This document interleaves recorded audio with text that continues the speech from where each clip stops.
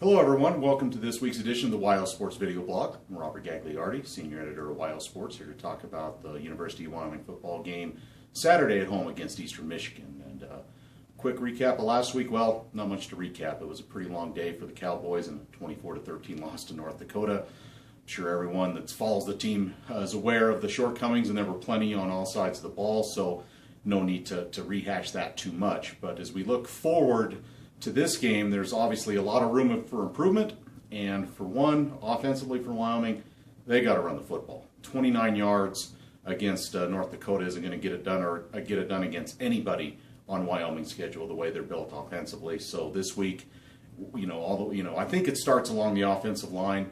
Those guys just got to play better. It wasn't all on them. Everyone, all 11 guys on that on the offense needs to play better. But Wyoming has to run the football. They can't just get 29 yards of rushing. They can't throw the ball 37, 38 times a game and expect to win. Just can't happen, especially this week where there still seems to be a little uncertainty who's going to play quarterback. Cam Kaufman injured his knee late in the North Dakota game, went out, mild knee sprain, however you want to describe it. He's day-to-day probably a game-time decision. He was out practicing Wednesday just very lightly. So there's some encouraging signs. But even if Kaufman plays, they've got to run the ball first and run it well. And then if Josh Allen, the sophomore backup, the junior college transfer, plays, I think that puts even more onus on the run game. So no matter who plays quarterback, the run game has to get going for Wyoming. If Allen's in there, he does add an element of a little bit more mobility and everything like that. But there's also a reason why he's been number 2 behind Kaufman.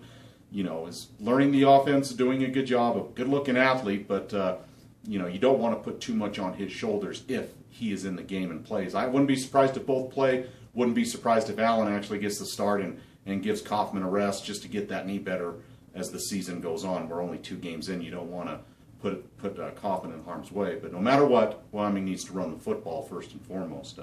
Defensively, look, everything's got to get better. But more than anything, the tackling wasn't bad when Wyoming could get tackles, but allowing 2 long run plays for North Dakota to score, those can't happen. Better tackling angles, I think, is important.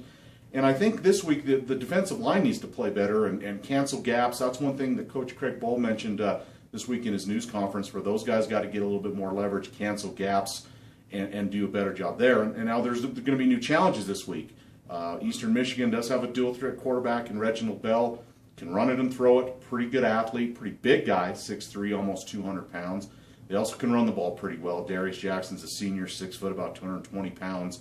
Also led them in receiving last week in the Eagles' 38-34 loss against Old Dominion at home. So a lot more weapons, I think, for Eastern Michigan. So this is going to be a big test for this defense to play better.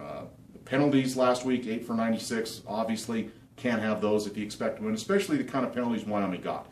Holding penalties, face mask penalties.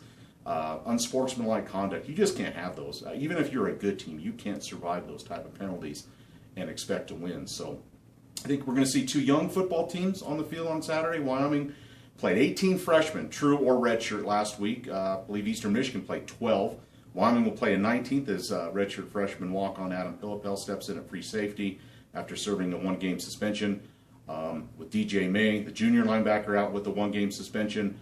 Christian Irving becomes a backup now. He's a true freshman. So we're going to see a lot of youth. So the team that makes the least amount of mistakes, I think, will win the game. That's probably pretty obvious in any football game. But also run the football for Wyoming, better tackling angles on defense, a little better play on the defensive line, and leverage those guys and contain Bell. If he gets loose, this could be a long day for Wyoming. So that'll do it for this week's edition of the WyoSports video blog. I suppose you want a prediction.